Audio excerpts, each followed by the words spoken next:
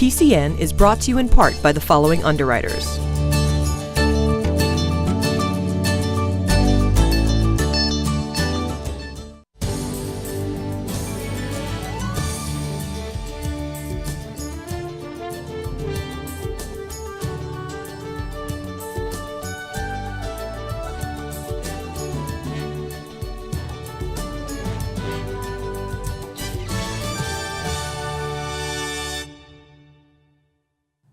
Welcome to a new episode of PACTV Community News, local stories from the South Shore. This week we meet Pembroke teachers that secured an important science grant and stop into a cycling training class in Plymouth as they prepare for an important race. PCN brings you a third installment of the Tidmarsh Wetlands Restoration Project, and we take you to a dog park in Mashpee to better understand how these parks operate. We bring you another school that's designing an outdoor classroom, and we profile two senior citizens, an author and artist from the Gurnet off Saquich, and a Kingston woman who's still dancing into her 80s. Mindful Moments brings Leslie Cutler back to our set to talk about body image as we head into the summer, and we begin at West Elementary in Plymouth. More and more schools are understanding that learning happens in many ways, and the better we can connect the physical world with learning, the more impact it can have for our children. PCN has been doing a lot of stories lately on schools and their outdoor learning areas. The latest is West Elementary, which has ripped up an unused cement plot and is turning it into a multifaceted learning area. PCN stopped in to one of the first volunteer workdays to hear more. We're very excited. We're having our groundbreaking ceremony today at our new Nature's Classroom here at West. Our Nature's Classroom is to build some science connections into our curriculum, so that students have an opportunity to practice all the science skills that we'll be learning about with the new power standards. Over the summer, I approached Linda O'Connell, who's our PTA president, one of our mothers here at West, and I was reflecting and thinking, how can we improve West? How can we make the physical plant more engaging for learning and for students? And this was something that I thought would be beneficial. Mr. Williams is very supportive and very engaged. He definitely wants this space to be successful, and he's been a driving force between getting it going and keeping it going.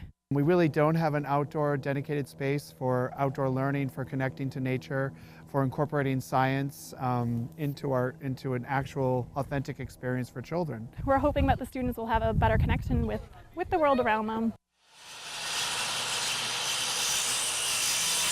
This will be a multi-purpose learning space. Obviously nature and science, but we're going to be incorporating a weather station, a fifth grade lounge, a math center, an art center, and we actually have formal blueprints drawn up. We're going to have 16 raised garden beds, size 4x8s, and the students will be growing their herbs, plants that are veggies, fruits, and some flowers. And hopefully we're going to be able to take what we grow here, and the cafeteria will be selling it and using it in the cafeteria so the students can see the connection from farm to table.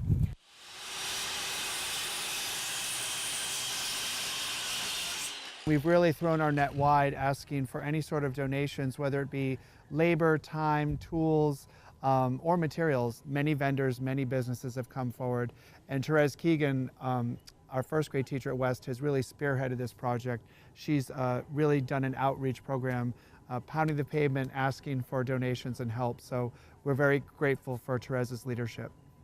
We've received a lot of donations already. A couple that come to mind are Lowe's and Home Depot, among others. I asked Dan Shaughnessy of Shaughnessy Rental to help us out with contributing his time and labor and effort and equipment to remove the asphalt, and as you can see, that has been done. We have donated flowers, donated soil. We're going to have donated flower bed material. We're going to have donated wood, mulch. We're going to have stumps donated to serve as stools for students to sit on.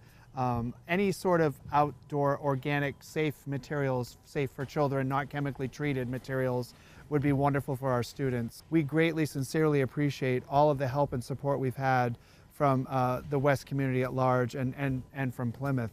We're just in the beginning stages today, but every great journey starts with one single step. So hopefully our geraniums are going to lead to, in 2 or 3 years, it'll be a multi-phase project. It will lead to greatness in curriculum and connection with nature for students. Now, that looks like a lot of work, doesn't it? A lot of work and a huge effort, and I can't wait to see how this happens and how it goes forward in 3 years from now when it's fully functional, and how well the curriculum is with math, with science, with everything incorporated into this learning space that was just an unused piece of asphalt. Right. Good for them. That's wonderful. Yeah, Excellent. the old cliche was, you turn nature into a parking lot. Yeah. So it's nice to see them doing it in In reverse reverse. this time. Good for them.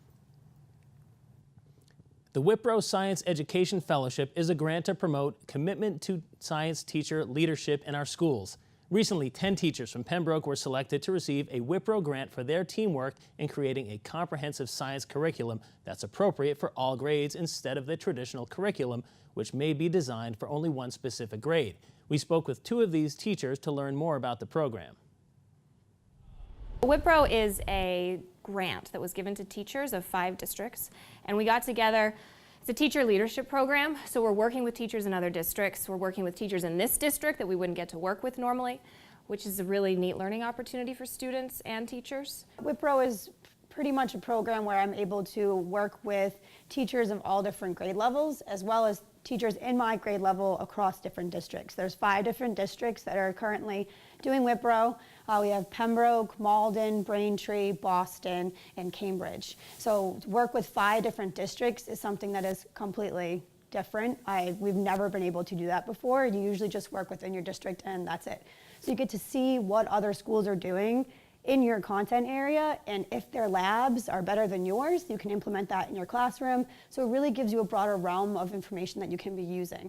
And also the information from them helps your classroom, because someone else is telling you, this is what I do, maybe it's better than what you're doing. So I'm working with pre-K teachers up to high school teachers. And as a 5th grade teacher, that's really unique, because typically you stick with your group and that's who you're working with all the time, because you have to service your 5th graders. But this fellowship has given me an opportunity to work in what's called a vertical team. So in the vertical team, I worked with a 4th grade teacher, myself as 5th grade, a middle school teacher, and 2 high school teachers. And we were able to collaborate together and plan a lesson that was teaching the same concept, but we were teaching it to different ages. And then we get together and we look at the lesson and how it went, and we realize that as teachers, we are teaching this concept and it's building up. So as a 5th grade teacher, I watch the high school teachers and I'm like, oh my gosh, now I understand what I need to teach my 5th graders so they can be successful in high school. And the high school teachers were able to see that kids in 5th grade are able to do so much more science than they realized. So Wipro is something that is just unlike anything I've ever seen before. So it's not only great to be able to work with your district in different levels, it's also great to work with districts around the Boston area, and then it's just unbelievable the difference you can see when you work with teachers from other states. Even though we have all different types of state testing, we're able to still all be covering the same content and learning from each other to see what we can do to better ourselves as teachers. PCN is happy to bring you this profile of a Duxbury woman who has spent most of her life on the Gurnet on the tip of Duxbury Bay. Elaine Nudd has held many titles in her long life: photographer, real estate broker, artist, and author. She's also known as a historian of this very unique place, only reachable by a 4-wheel drive vehicle. PCN was invited out to her home to hear her story, and we happily took the bumpy ride out to the Gurnet.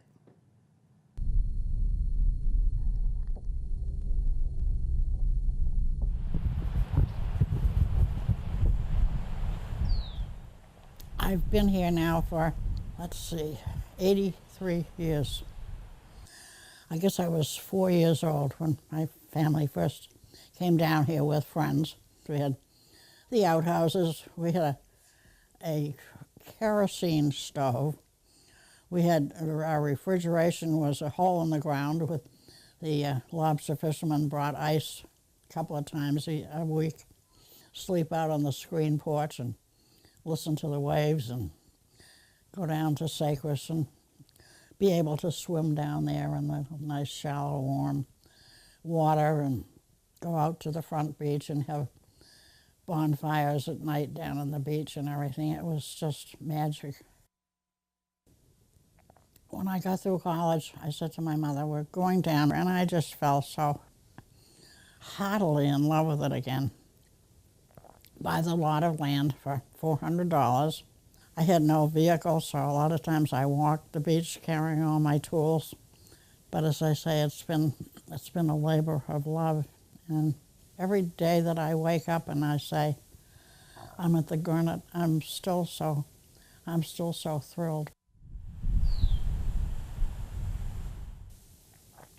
The connection with this whole area is interesting because, of course, the Pilgrims annexed this place back in the late 1600s because they wanted the wood out here. The original house down here dates back to 1730. Originally a farmhouse, and then it became an inn, and then things got fancier when Mr. Boardman had his horse and buggy and he picked them up at the station there. Everything that I find about the history of the place, I find it's like somebody's given me a gift if I find something that is interesting about the history of it. And during the Second World War, they wouldn't let people come down here because they were afraid that the Germans' submarines which were out there were going to let spies go off. I've always been interested in history, and my dad was very interested in history. And actually, I had a wonderful opportunity to write part of my story when we did the Duxbury Beach book. I did the whole section on the Gurnett and Saquesh and Clark's Island. This is, of course, the ideal spot for an artist. I mean, everything I see, it's all places that I love. So, I mean, it's, you know, it's a constant inspiration for me. I just feel that I've been given a great gift to be able to have lived in a place that I love so much. I just feel blessed, that's all. I've had this place, and that I've been connected to it and been able to stay here for as long as I have. So it's been a nice life for me. It's not that often that a woman in her late 70s decides to take up tap dancing. But if your granddaughter runs her own dance studio and is willing to take you on as a client, then why not? Diana Budge used to tap dance when she was a kid, but life got in the way and she hung up her tap shoes for a few decades. 2 years ago, her granddaughter Amanda convinced her she could and should try it. We stopped in to Dance DreamWorks in Kingston to check out their moves. I honestly don't remember if it was myself or my grandmother that approached, you know, the idea of having class together, but I knew she had done dancing of different kinds when she was little, and I knew she enjoyed it. And I also, when I was in high school, she took a few classes here and there, so it seemed like a good idea to have the two of us tapping together. That was what she was really interested in continuing to learn and get back into. When I first began, obviously it'd been a long time, so it was rough. But over time it has gotten better and a little bit easier. And now I feel like I've really moved along so that I could probably manage a little bit more. We're attempting some more difficult steps that require a lot more stamina than initially when you first begin. And we're doing things like Cincinnati's and Buffalo's, and which require a lot of energy. And I try to keep up with that, but it's an adventure for me. I'm having a good time. I think that things like balance and agility and stamina all come into play when you want to take a dance class, no matter what age you are. However, things can be modified to fit what you are able to do, and as long as you stick with it and you keep going, you can grow from there in all of those aspects. And if I have someone come in that still needs to hold on to the bar to do a shuffle in their tap shoe, that's okay. That was not the case for my grandma. You can tone it down to where you can manage it. I'm active because I've always been active. It's that old story, if you don't use it, you lose it, and I believe in that. So consequently, I've always moved, and it takes a lot of energy, but it can be scaled down to whatever your needs are, and you can still have the fun of doing it. as they buffalo right off the screen. That's great. Dancing is a wonderful exercise. Having older people do dance is terrific. Tap dance, I know as a previous dance teacher, is a great way to start because it's more of your feet than the rest of your body. But great points were made in that entire expose. I think it's terrific that they're doing this. Yeah, it was exhausting watching them. I'm more of an interpretive dance kind of person where my feet don't move, but the upper body does. We'll not do a show on that. Thank you, Brian. As it stands right now, the town of Plymouth does not have a dog park, but there may be one in West Plymouth, which has been proposed. PCN took a ride to Mashpee to see their operational dog park to get an idea of what one might look like in our town. Mashpee Dog Park and the Plymouth proposed dog park will be applying for a grant. It's the Stanton Foundation grant. And what that does is it's a municipal grant, so anyone can apply for it in the state of Massachusetts. And we're lucky to have that because it's not anywhere else. And it will cover 100% of the design cost, 90% of the hard construction cost, and a nonprofit 501c3 organization has to come up with that 10% of the hard costs before the grant's even applied for. And then for 5 years after the park opens, they will grant 5% of the original grant money for capital improvements and repairs. So it's not going to come from the tax dollars. And that gives that nonprofit 5 years when that grant money runs out to be able to raise money to maintain that park and do fundraisers and benefits and all this other stuff. So it really wouldn't affect the taxpayers at all. Well, it's really beneficial. The dogs get to come and socialize. It's beneficial to the humans too. People get together, we have group meetups. I think that what they don't realize is how quiet it is. They think that, dogs are gonna escape. I mean, here it's double gated, there's different sections. So everybody stays fairly enclosed. It's very rare that a dog will escape from a dog park and cause havoc in any other parts of town. I tell people, do your due diligence. Come out and see one. Just bring your dog. I mean, that's the original bark. You get a bark, when someone new enters and then it's quiet. So it's not like they're in a fenced yard. It's not like they're chained up. They're not defending their territory. So this is the best place to bring a dog and let them just be dogs. It's a nice place. If you don't have a yard, it's a bonus. If you can't walk your dogs. I mean, I was deemed legally disabled in 2013. So places like this are great for me to take him when on the days I can't walk him. So I think people should just realize that it's a good way to bring the community together. The Tidmarsh Restoration Project continues on as we head into the summer months. This is the project that we've been following here at PCN since late last year, where what was once a high-production cranberry bog is now being converted into a wetland conservation area. Well, now they've reached the point where most of the transition, which included the earth-moving vehicles, will be leaving the property and nature will be taking over. This is our third installment on this monumental ecological undertaking. For the past several months, we've been monitoring the progress at the Tidmarsh Farm Restoration Project. On our first trip here in December, we saw the early stages of the transition from cranberry bogs to what will eventually be a wetlands nature preserve.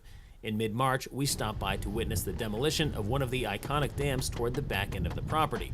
Now, as we approach the summer months, the project is in the final stage of conversion from bogs to wetlands. Today is a natural, restored landscape of what you probably would have seen before it was ever bogs. It's much closer to what nature had before man came in here and began to produce cranberries in bogs. Man manipulates the environment to create an environment where bogs can grow cranberries.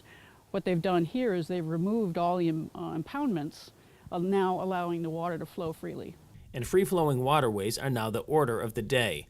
Walking through the property, you can see the changes that have taken place in just the past several months. One such noticeable difference is this pond here in the center, which took some doing to create. For a number of weeks, neighbors close by had plenty to complain about due to the excessive noise from the water pumps that were running 24/7 as they helped to create the pond that you see just behind me here. But now with the machinery and the noise gone, those neighbors are hopefully saying it was worth the wait. The easement alone in this property cost the National Resource Conservation Service nearly $3.5 million. while the restoration cost the Wetland Reserve Program somewhere in the $2 million range, making this not only an enormous ecological endeavor, but a pretty sizable financial one as well. It's a monumental project, I think, in Massachusetts, and it's already had huge impacts, I think, on the educational communities. Many colleges have come here to participate. You get very progressive thinking landowners, so it's a great project. With the construction portion of the project nearing its end, the question on many people's minds is what this place will look like in the future once nature takes over. I frankly have no idea, and that's the fun of it. What will come up here, we think we know vaguely what's going to come up, but nature has its way of dealing with this, and it will be remarkably different in 5 and 10 years. For now, and in the foreseeable future, the site will serve as a giant field laboratory for students from several universities. By midsummer, all of the heavy machinery will be off the property and they can get to planting the white cedar. Reporting from Manomet, I'm Brian Sullivan for PACTV Community News. When Rebecca Hamill was diagnosed with MS 3 years ago, she saw her diagnosis as an opportunity to raise awareness for that disease. For her, that meant creating a cycling team to race in MS bike events. Named after the 1984 Rob Reiner mockumentary, Team This Is Spinal Tap has gotten together with Sisu Fitness and Lifestyle in Plymouth to train under the tutelage of Brazilian Olympic cyclist Nilton Mata, and we sat in on one of their first sessions. We became involved through Paul McCormick, who was on our official committee, Team Spinal Tap committee. And Paul is this Irishman with this really great accent who basically can convince anybody to do anything before they even realize they said yes. So, you know, he knew people that came to this gym and were invested in this gym, and it snowballed from there. And, you know, we offered them a chance to sponsor, and then they offered us that great package to train. About 3 years ago, I was diagnosed with MS, and my aunt has MS. And my dad worked for a company that worked for the National MS Society doing the bike events. So when I was diagnosed, we decided to start our own team to fundraise just because it became so much more personal to us. So it's officially Team This Is Spinal Tap, and our slogan is we don't just ride, we ride to 11. So it's just like the movie. And we tried to shorten it to Team Spinal Tap, but it's officially Team This Is Spinal Tap, and we've been trying to get Rob Reiner to endorse us. Our big ride is in June, the end of June, which is the Cape Cod Getaway, and it goes from Boston to Mass Maritime, where we stay over, and then from Mass Maritime to P-Town. So that's 75 miles each day. This year, because we went from 10 people on the team last year to 80 people on the team this year, we really upped our fundraising and promoting of the team. With Sisu joining, like a ton of people decided to join, people that did like triathlons that trained with Nilton. And, you know, we just tell everybody that if I can do it, then everybody else can do the 75 miles each day too. I think the best takeaway is that it doesn't matter your fitness, your relationship to MS, but anybody can do this, and it's something that can really change your life. We're pleased to have psychotherapist Leslie Cutler join us again today. Thank you, Leslie. Thank you, Julie. It's great to be here. We're having our mindful moments today. We are. And we're going to talk about body image. We're going to talk about 5 ways to develop a healthier body image. Okay. Which seems so appropriate this time of year. Yes. And it's interesting because, you know, a lot of people think that loving your body has everything to do with diets, detoxes, and looking a certain way. But it has absolutely nothing to do with that. It really is the way you think, and specifically how you think. See, we ourselves are our own inner critics. We judge ourselves, and we judge ourselves harshly. We've all been in this place where it's like, you know what? I look awful. I'm just going to eat that other piece of pizza. I don't even care anymore. The heck with it. You know, whatever. I'm just going to do it. And we've all done that before, you know, and we think that I've been trying this for years. I've been trying to be healthy. It hasn't worked. What's the point?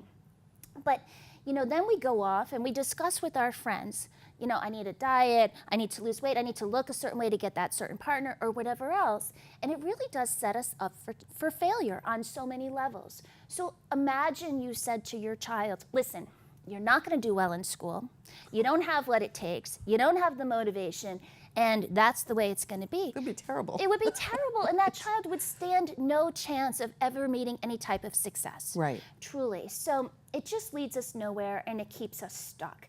So what we need to do is to pull back and to be quiet and more mindful and aware of our thoughts. So I wanted to discuss this, how we can observe ourselves without judging ourselves in 5 ways. Okay, so the 5 ways start with number 1, which is tune into your thoughts. Yes.